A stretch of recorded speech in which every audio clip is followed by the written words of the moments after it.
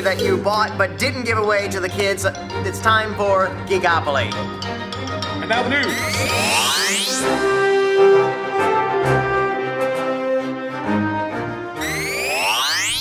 Starting off on movie news this week, the trend of Hollywood taking beloved children's stories and raping them continues with an animated production of The Lorax. In this version, the Lorax will be voiced by none other than Danny DeVito. I'm the Lorax! I speak for the trees! Now someone give me a broad! And also in the voice talent will be Ed Helms from The Office playing the Onceler, Betty White playing a little boy's grandmother, and a little boy played by Zac Efron. Ooh. If you're not familiar with the story, then obviously your parents were horrible. But once again, it's time for another Dr. Seuss makeover. Okay, all right. Now let's take a look at the cinematic and full-length adaptations of Dr. Seuss. All right, The Grinch.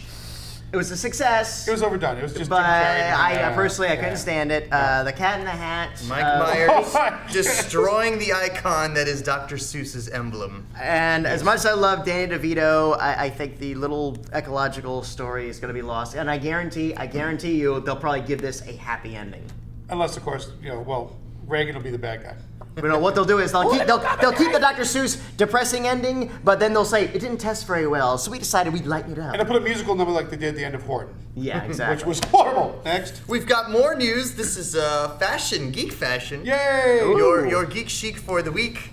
This is going to be interesting because we have a bathing suit that is modeled after R2-D2. Let's take a look, shall we? As lovelyly portrayed by this model who looks like she's being held captive. Oh my God! If you read the expression on her face. Well, you know why? Look at the back end. That's the import device. Yeah. Look at that thing.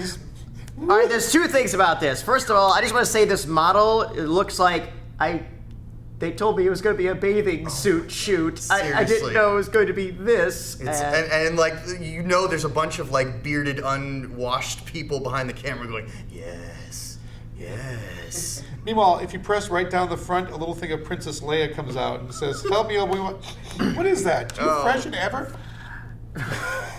All I know is that since I'm already 4 feet tall, I will dress up as a Jawa and gladly put a restraining bolt on her. You gonna sell her? What's our next item? Patrick Hawkins. All right, coming up, Star Trek II, the new Star Trek II, produced by J.J. Abrams, is now in full swing of pre-production. Okay. They are developing the script. Now, the interesting thing is that there is going to be another villain. It is going to be based off original Trek, and they have released sort of a list that they said the potential candidates will be, and they are the following: Harry Mudd, Trelane, Cool. Gary Mitchell, the Telosians, or the Horta. All right, Harry Mudd was just a con man, not really a villain. The Horta was just a giant pepperoni and sausage pizza that actually became a good guy. Pain! Yeah. Jabba the Hutt will come for you. Pizza the Hut, excuse me. I screwed that reference totally. Oh, yeah. The Telosians were the big-brained mentalists. That could be an interesting villain. Trelane mentalists. had massive cosmic powers similar to Q, right. But he was a goofball character, although I did go to him as a party that you guys were at, and I think I made a fetching Trelane. I was very... Do we have that picture? Let's get that picture up on the screen. Put that picture up. I know we've got it. And then finally we have Gary Mitchell, who in my opinion would probably be the best choice as it is, simply because he became a mad god and just basically just went around just doing stuff at will. What? I'm sorry. The reason I'm laughing is because you said, and finally, when you started saying Gary, I thought you were saying Gary Busey because of what happened to you. Gary Busey is, hey, Kirk. I thought that was going to be the villain, which would be awesome. Kirk, I'm gonna eat you. So, all right, what we got next? Next, coming up this week, DC Comics and Warner Brothers have released unofficially the title of the new Superman film. Now, how this was released on the back of the new Superman Year One, the hardcover graphic novel by J. Michael. On the back is quotes. I believe it's pronounced Straszowski. So on the back of it, there's a We're gonna get hate mail from Babylon 5 fans like you wouldn't believe. I can read both those letters. Okay. So anyway, on the back of the book is a list of writers giving their opinions, and David Goyer makes a little review, and it says, writer of The Dark Knight, Batman Begins, and Superman, The Man of Steel. That's an unofficial release of the new Superman title. Also, Warner Bros. Released the name of the new Batman film coming out, and it's going to be called Batman: The Dark Knight Rises. Porn music now.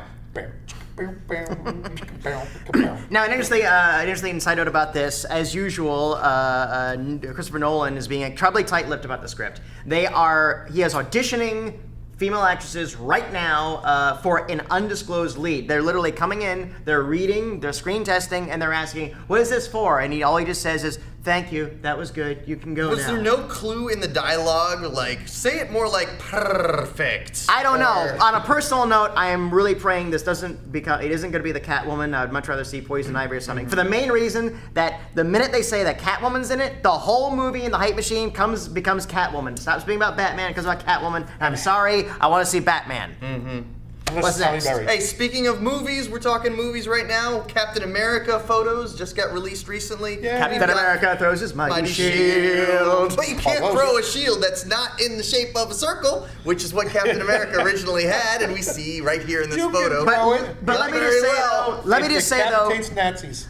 Let me just say though, the fact that they're using his original triangle shield, I think Awesome. is amazingly awesome. A nice attention to the original origin. It is really just fantastic. And the rest of the images, now I find it's interesting, Hugo Weaving looks normal instead of looking like this guy here. But that's probably before the horrible accident that will eventually form the Red Skull, I'm sure. They have also let it slip. That was a cookie accident, wasn't it? They've also let it slip that he is trying to develop the Cosmic Cube. Which he has in his hand. Which he has in his hand right here. Your props. I know. But look at this picture. Look at this picture of Chris Evans as Captain America.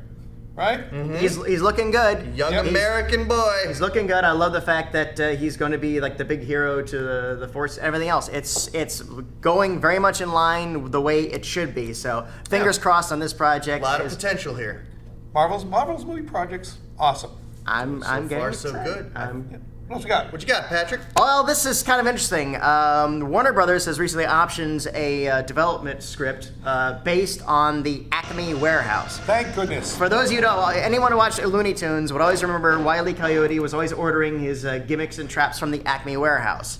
Well, apparently they're going to do a movie just on the Acme warehouse. This place, a Willy Wonka-esque factory where all these doodads and gizmos and crazy traps and devices are built. So, do we really want to see a movie about the Acme warehouse? I mean, after all, right? They sold shit to a coyote. What kind of business? It's like, oh, we got the worst business model ever. Put him on credit. He's a coyote. As I understand it, it's going to be very much in line with Warehouse 13 meeting Men in Black. And as ridiculous as the idea is, I can't deny the simple fact that the guys who wrote this got paid six figures.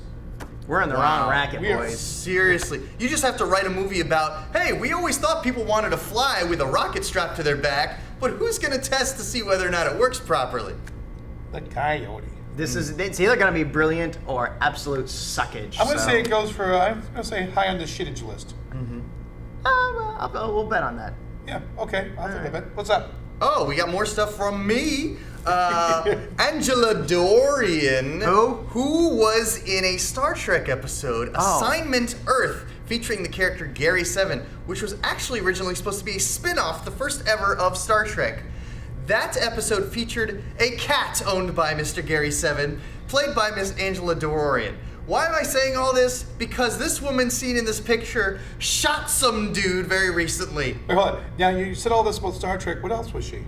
What else was she? She was a Playboy Playmate, Mr. Kevin White, back in 1968, which means today she's probably not looking her best. Well, here's the thing. Out of all three of us, I'm the only one who could actually have been around when the issue came out. I know I weren't. I'm not far behind maybe because of this issue, you guys were born.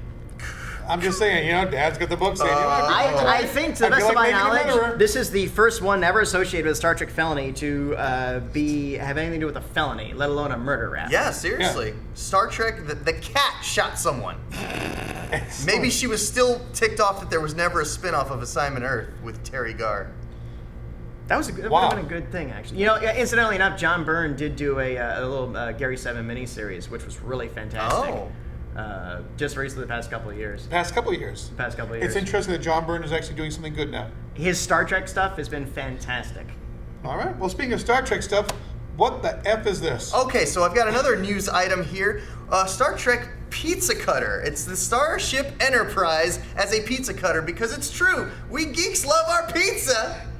It somehow just sells itself. I just see like little. Well, here's the problem. Okay, here's the problem with this. Yes, geeks love their pizza, but they love mint condition items even more. That's why you have to buy two. If you wanna watch a geeks like sweat before you get into a pizza. You grab that thing, you rip it out of the package, start cutting it with it, and watch him just go all quivery and sweaty. The sauce will cause the damage. Okay, you're just gonna keep one in the box. See, now it's funny that out of all three of us, you say that.